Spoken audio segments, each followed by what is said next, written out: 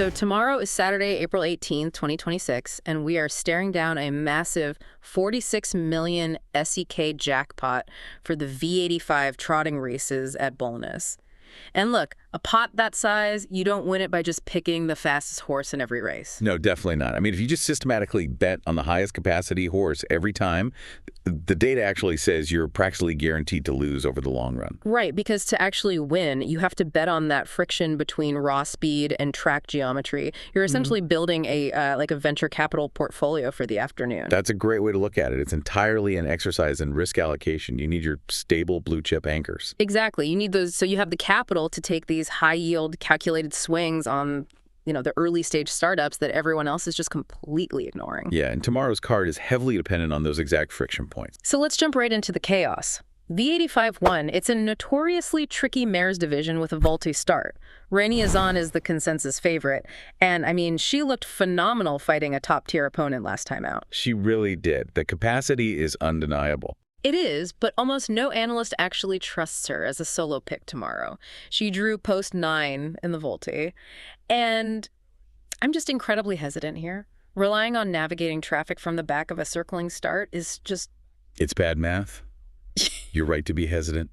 The physics of starting in the back of a Volt are inherently disadvantageous. Because she has to run around everyone else. Exactly. You're asking Reni Azan to expend secondary energy just to get around horses that are structurally slower, but, they just happen to be in her way. If the pace up front slows down to a crawl, her high capacity is neutralized. She's compromised before the tape even releases. Which brings us to the obvious pivot, right, voices? How to reach WF Carl-Johan Jeppson secured the spring track here post 6. Oh, and we know exactly what Jeppson does when he gets that outside lane. He turns it into a slingshot. He's just masterful at generating momentum through the turn and converting that angular velocity into an immediate lead. If he controls the fractions from the front, I don't think Reni Azan will ever catch him. The spring track advantage is heavily documented, and I'd argue Jeppson exploits it better than anyone in the country right now.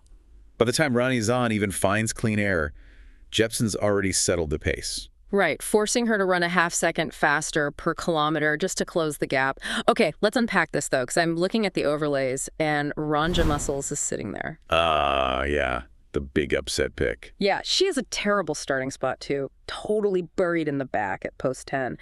But the sources are so hyped about her. Why the sudden buzz? It's a massive gear change. The trainer is pulling her shoes for the first time this season. Racing barefoot, the analysts are circling her because this specific gear change often unlocks a burst of acceleration that the betting public hasn't even seen on tape yet. Okay, so if Jeppson and the frontrunners burn too much fuel early, Ranja Muscles has the newfound biomechanical efficiency to sweep them all late. I love that. Let's move to V85-2, the bronze division. This is an interesting one. Yeah, Robert Berg's stable is firing on all cylinders, and Ace Wibe comes in with 4 straight wins.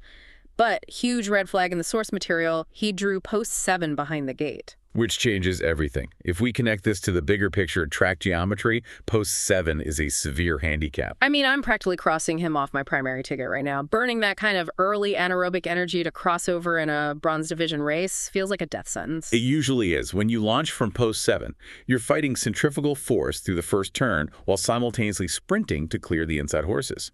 Ace Wibe is going to have to tap deeply into his lactic threshold in the first 500 meters. Just to get into the race. Right. And almost every analyst is trying to beat him because that early energy expenditure almost always comes back to haunt a horse in the final 200 meters. And the horse perfectly positioned to inherit that energy deficit is basic structure. He's drawn inside, post 2. He's sharp. He has 2 races under his belt to hit peak fitness. And he doesn't have to spend a single drop of unnecessary fuel. Basic structure can just sit there in the pocket trip while Ace Wibe does all the heavy lifting out in the wind. Exactly. But let's say Ace Wibe refuses to concede and Berg just drives him relentlessly on the outside. If they force a brutally fast pace and both hit the wall, Crow Motion is the textbook upset, right? Oh, absolutely. Crow Motion thrives on that exact race shape. He's a high-capacity horse who prefers to be driven patiently. If the leaders run the first kilometer too fast and their stride efficiency degrades, he just sweeps past a field exhausted horses. So we have our chaotic races, but that brings us to the portfolio's blue-chip anchor in V85-3. The unanimous banker. Yes, Lobel Federation. Number 5. The sources are incredibly united here. But wait, so what does this all mean for us? The betting percentage on this horse is skyrocketing toward 70, maybe 80%. Usually the analysts tell us to avoid heavy favorites in lower classes like Class 3. Why the exception here? Because the underlying statistics and the trainer optimism align perfectly. And frankly, this isn't a normal Class 3 horse. Right, I saw the pedigree. He's a half-brother to Don Fanucci's Zet. Exactly. Yeah. The genetic ceiling is exceptionally high. He just casually jogged a 1.12.9 kilometer time, completely unbothered. When you evaluate lower class races, you're looking for vulnerabilities. But a 1.1.9 time signifies a cardiovascular engine the rest of this field just doesn't possess. It's a total physiological mismatch. And the consensus is that the driver won't even hesitate, right? He'll just crush the field from the outside if necessary. He will. You can't trap a horse that's 2 seconds faster than the field. Plus, he's racing barefoot, maximizing that dominant speed. I mean, I know Hervey Island is fast off the gate, and maybe Sulcaton's Tour is a microscopic statistical anomaly, but yeah, this is pure class superiority. Lock in the favorite here. Save your capital for the chaos coming next. And the chaos definitely arrives in V85-4. It's a cold-blood race, stark contrast to the last one. Bleak Borken from Norway is the favorite. He has a massive engine, but... He's like a high-performance sports car with a faulty transmission. Exactly. He's galloped, broken stride in his last 2 starts. Trusting a favorite who struggles to maintain his gait is terrifying. This raises an important question for anyone building a ticket. Do you trust the capacity or do you fear the mechanics? The sources are split right down the middle here. Really? Even with the recent gallops? Yeah, because half the models suggest singling him. They say if he simply holds his trotting rhythm, he's basically 20 meters better than the field. But the other half are waving severe warning flags. I'm leaning toward the warning flags, especially with Monlik AM in the field. I mean, he's historically elite. And if you watch the tape from his last start, he looked completely trapped. He crossed the finish line with a full tank of unspent energy. He did. If Bleak Borken loses his rhythm for a fraction of a second, Monlik AM is right there. And don't forget Kurt, driven by Bjorn Goop. Oh, right. Goop's situational awareness is just unparalleled. If the favorite makes an error, Goop will immediately alter the tactical landscape to exploit it. This race is just the ultimate pivot point for a betting ticket. You survive this leg, and the big money is truly in play. Yep, it's the gatekeeper race. Moving on to V85-5, we're back to top-tier racing in the silver division. Number 1, Loxahatchee is heavily favored. And post 1 is always tricky, but Bollnäs has those uniquely long straightaways. Which makes post 1 highly advantageous here. That specific track geometry plays heavily into Loxahatchee's ability to defend the rail. Because he has more time to accelerate before the first turn. Exactly. He's 3 for 3 from the lead in Sweden, and the statistical models absolutely love him because once he establishes that position, his stride rhythm just dictates the entire event. But here's where it gets really interesting because the challengers are fierce. Call Me Gleipnir is incredibly strong, and multiple sources are whispering about Pitho, a Norwegian dark horse. Pitho's camp is radiating extreme confidence right now. They really are. But let me push back a bit on Loxahatchee. What if he gets out-sprinted in those first 200 meters? If he gets trapped on the inside, who benefits most? If the rail defense fails, you have to look at 11, Keep Gamble. He's sitting at a shockingly low percentage right now. And he looked full of running last week, right? He did. It's a perfect example of hidden form masked by a bad trip. He never found a clean racing lane. If the front end becomes highly contested and Loxahatchee is trapped behind a tiring leader, Keep Gamble has the stamina to sustain a massive run out wide. I love finding that hidden form. Let's carry that into V85-6. It's a Class 2 puzzle stretching out to 2,640 meters. The favorite is from Robert Berg again, Masters Dunderbeta. And here's where I have to step in and warn everyone. The consensus across the sharpest sources is a blurring favorite, Ifara. The favorite is in danger. Okay, why? Is it the distance? It's the mechanics of the draw combined with the distance.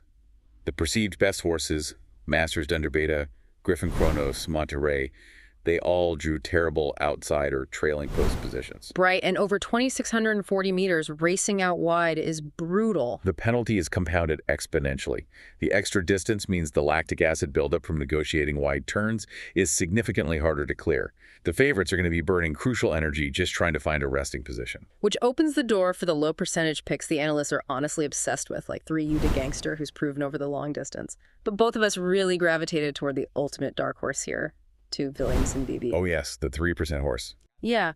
Why is a horse at 3% getting so much attention in the data? He hasn't even raced yet this year. Well, making his first start of the year naturally scares off the public, right? But he's incredibly fast out of the gate, and he drew post 2. In a messy, long-distance race, getting to the lead and dictating the tempo is a winning formula. So while the heavyweights are wrestling in the back, he's just cruising up front. Exactly. It sets up perfectly for an early heist. If he gets to dictate the middle kilometers, that 3% horse becomes exceptionally difficult to catch. I love it. Okay, V85-7, the gold division. This is the Paralympia Traffic qualifier, and it feels like a tactical chess match. 11 Melby Jinx is the favorite, drawn poorly in the back, going up against 1 High on Pepper, the Winter King, drawn on the inside rail. It's the ultimate showdown. But it feels like everyone assumes High on Pepper just automatically takes the lead from post 1. Is he actually that fast out of the gate? Ah, that's the crucial detail. No, he's not. The historical data confirms your suspicion. High on Pepper is an aerobic monster, but he rarely holds the lead from post 1. He lacks that explosive initial torque. So post 1 could actually be a trap for him. A total tactical nightmare. If you don't possess the gate speed to defend the rail, it quickly turns into a prison. The sharp money anticipates faster horses crossing over him immediately. And if High on Pepper gets boxed in, that opens the door wide for Melby Jinx. Precisely. If the leaders are battling and the Winter King is trapped, Melby Jinx possesses this devastating late finishing speed. His final 400-meter splits are consistently faster than anything else in the field. We also can't ignore the challengers, right? 7 Global Eidolon is racing barefoot, and 9HC's Crazy Horse is, the sources agree he's in the form of his life, finishing like a freight train. If the pace is hot, the closers will feast. Which brings us to the grand finale, V85-8, a Class I event. Number 1, Legwagen is the favorite, driven by Per Linderoth. And look, the statistical models absolutely love him holding the inside rail. The algorithms do love him, yes. The inside draw, the recent form, it all points to a high probability win. But the human analysts saw something worrying on the tape. The stumble. Yes. Legwagen stumbled slightly when he was fully pushed from the gate recently. He briefly lost his rhythm. If he hesitates for even a fraction of a second tomorrow, that rail advantage totally evaporates. And that slight hesitation is why there's a massive unified tip from the entire stack of sources. For prop line W. What's fascinating here is how vastly underappreciated he is by the general public. He's sitting at, what, 5 or 6%? Yeah, right around there. And he raced barefoot for the first time recently, right? He did, and he was an absolute monster. He spent the entire race in the death position, trotting outside the leader with 0 aerodynamic cover, taking all the wind resistance, and he still didn't fade. Sustaining an attack from the death position, barefoot, requires an immense cardiovascular baseline. At 5%, he's ready to just grind the favorite down. It's a perfect summary of this race. The statistical favorite on the rail trying to overcome a mechanical flaw at the gate versus the ultimate value closer. Exactly. It's the perfect distillation of everything we've talked about today. So to wrap up this deep dive, looking across all 8 races, the consensus strategy is pretty clear. You want to anchor your hopes on the pure physiological speed of Global Federation and Loxahatchee. But you have to spread your risks wide in that messy, cold blood race, and especially in the Class 2 long-distance race. Absolutely.